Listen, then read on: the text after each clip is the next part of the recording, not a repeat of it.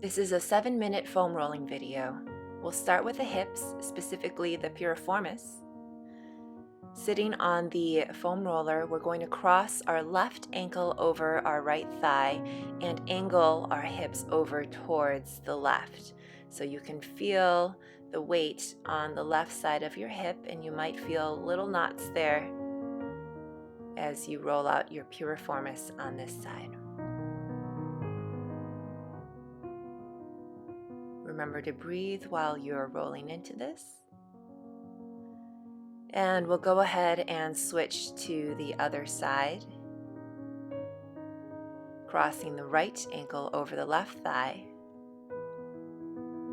And you can slightly change the angle of how your hips are positioned on the foam roller to get at different spots. If you find a knot, you can spend a little bit more time rolling over that area. Just try not to tense up against any of that sensation. Good, next we're going to move to the front of the hips, to the hip flexors, and you're going to lay on top of the foam roller, focusing your weight on the front of your left hip or the left hip flexor, and you can roll just slightly forward and back there. Weight is on your elbows and on your toes. And same thing on the other side, on the right side. The hip flexors can tend to tighten up, shorten when we sit a lot or when we do a lot of squats, and this is a nice way to release some of that tightness. Good, we're moving on to legs and straight into the quadriceps or the front of our thighs. We'll start on the left side again, and here you want to put most of the weight on one leg if you can. You can always foam roll both legs at the same time if you want, if this is too intense. But to get a little bit more pressure, I like to do one leg at a time. And of course, there's slightly different effect if you angle the leg in different ways, so you're covering different parts of the quadriceps muscles.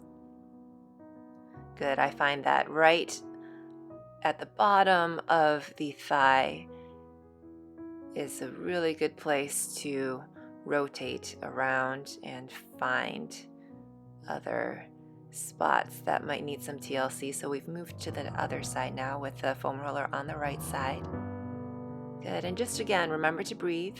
You don't want to tighten your muscle against the pressure of the foam roller. You want to relax into it, and if you find any knots, again, you can spend a little extra time just rolling over that small area around the knot.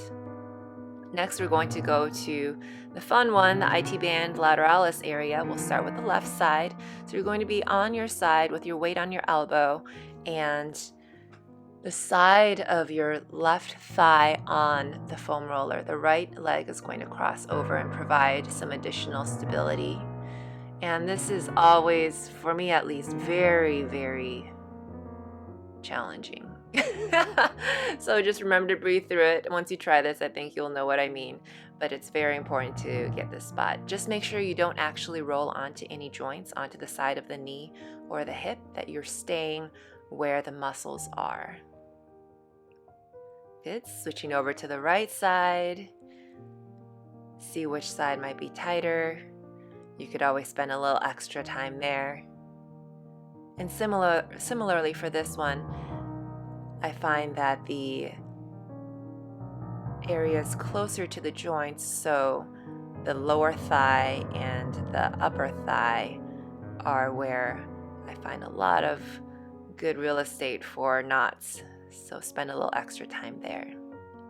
Okay, next we'll move on to the hamstrings. So we'll start with the left side, and you'll sit on the mat and place that foam roller underneath the left leg. You can put both legs again on top of the foam roller if you want. If it's enough pressure, that's totally fine.